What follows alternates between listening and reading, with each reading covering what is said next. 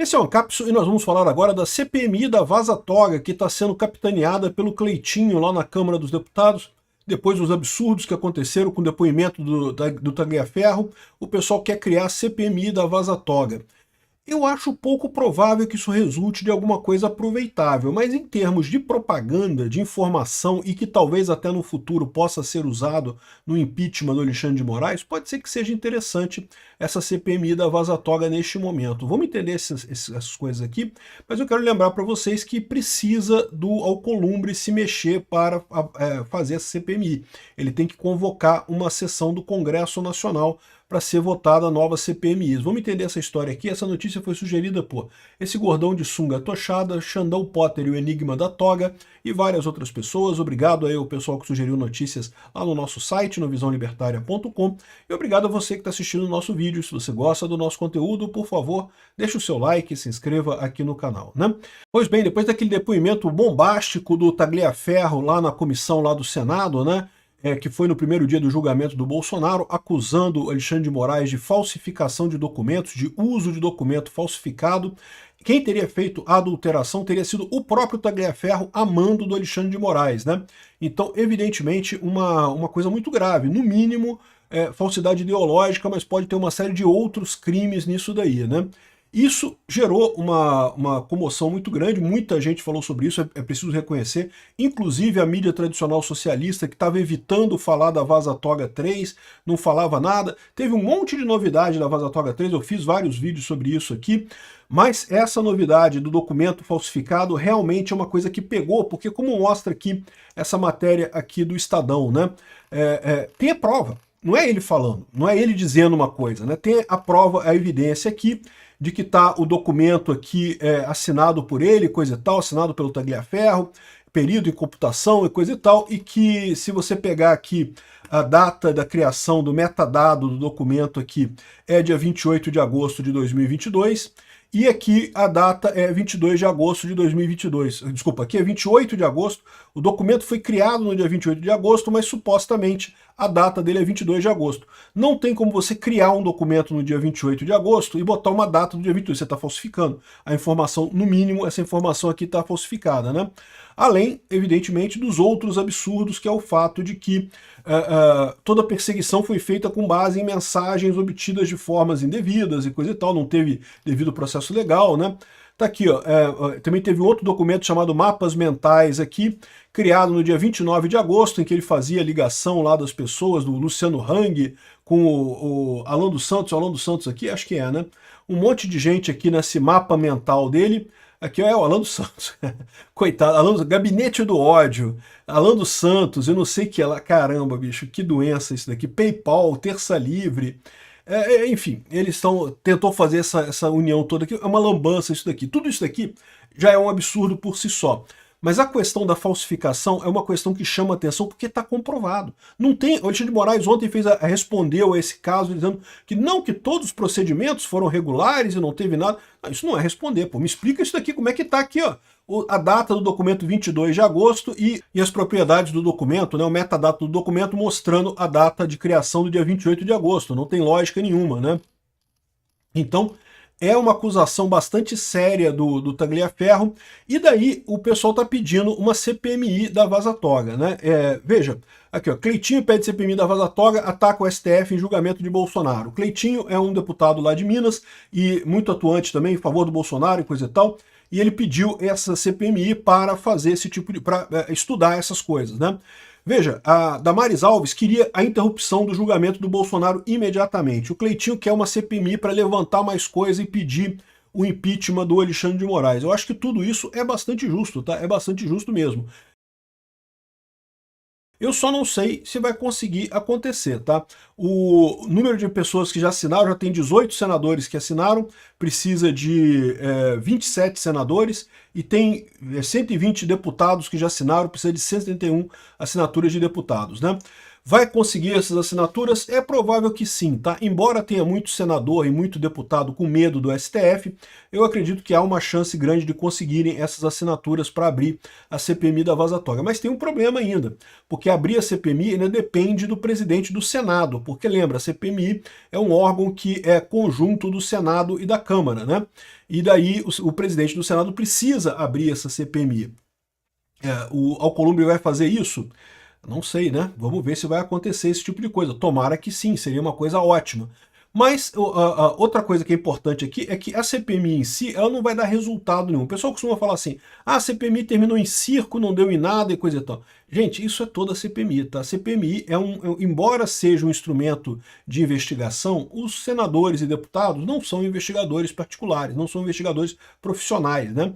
Então eles acabam produzindo um relatório que tem pouca utilidade jurídica, vamos dizer assim. É muito raro você ter alguma coisa aproveitável dos relatórios produzidos em CPMIs, né? Mas o importante não é isso, o importante da CPMI é justamente manter o assunto em voga, é manter o pessoal falando do assunto e levantar os eventuais crimes de responsabilidade do Alexandre de Moraes.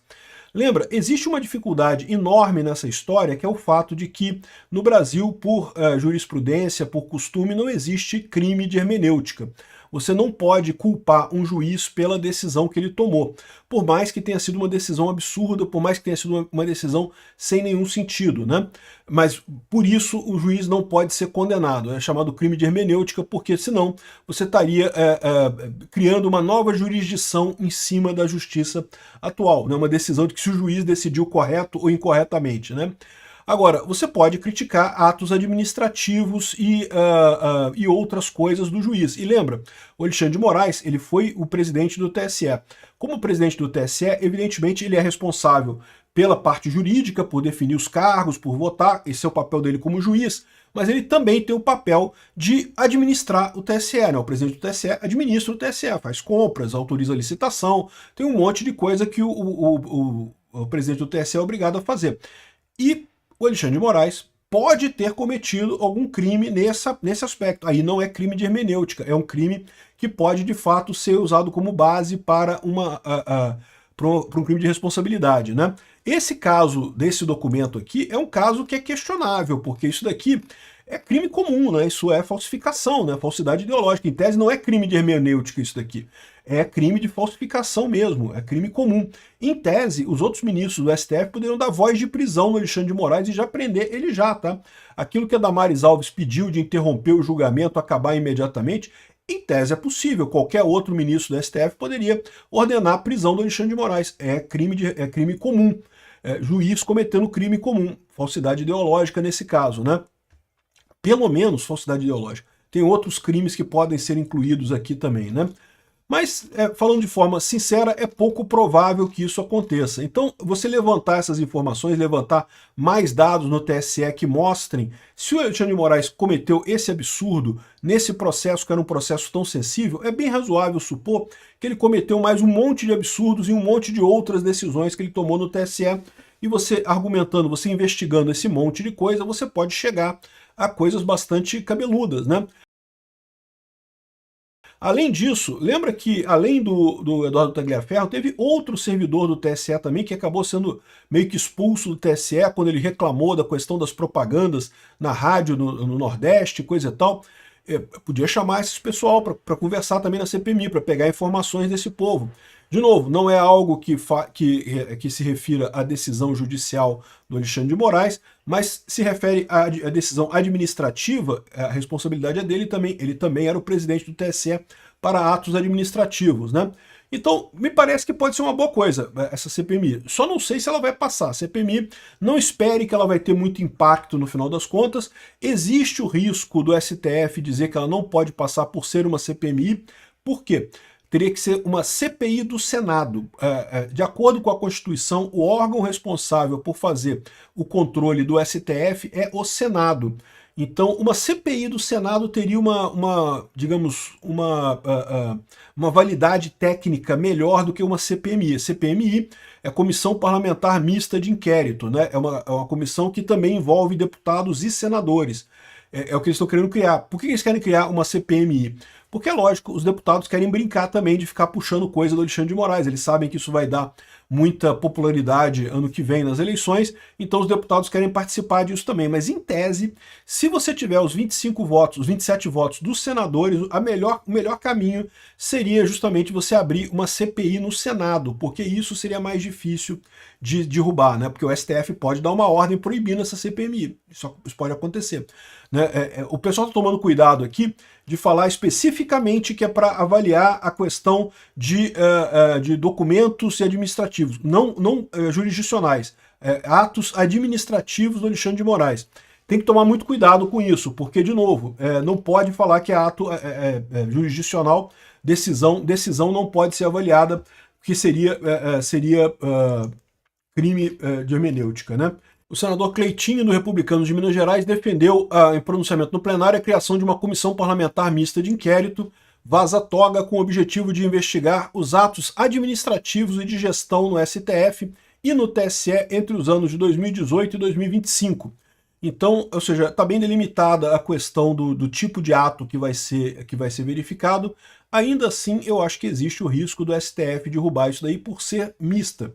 O ideal seria uma comissão apenas de senadores. Mas enfim, vamos ver se eles conseguirem. Se conseguir vai ser ótimo, vai ser bom. Não que vai chegar alguma coisa, mas só de levantar a informação, de jogar essas informações na mídia e eventualmente identificar outros crimes de responsabilidade do Alexandre de Moraes, já vai ser algo positivo. Obrigado por assistir o vídeo até o final. Além de curtir, compartilhar e se inscrever no canal, considere se tornar patrocinador com valores a partir de R$ 1,99. Clique no botão Seja Membro abaixo para saber as condições e vantagens de patrocinar o canal. Mais informações sobre o nosso projeto, visite os nossos sites indicados na tela.